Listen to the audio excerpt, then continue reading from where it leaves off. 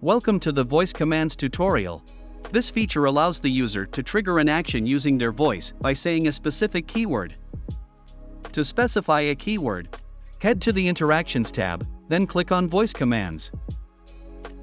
You can add multiple other languages by pressing Modify Languages.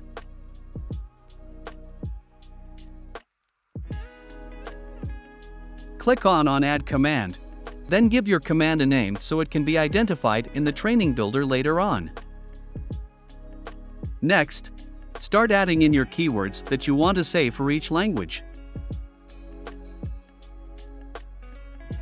You can add multiple keywords for the same command by simply putting a comma between each keyword.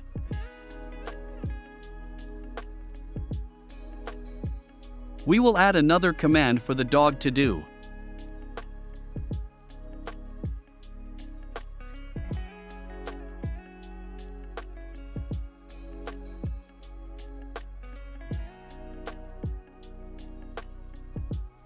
Now in the Training Builder, click on the Voice Command Recognize node, then choose which voice command you want your action to be based on.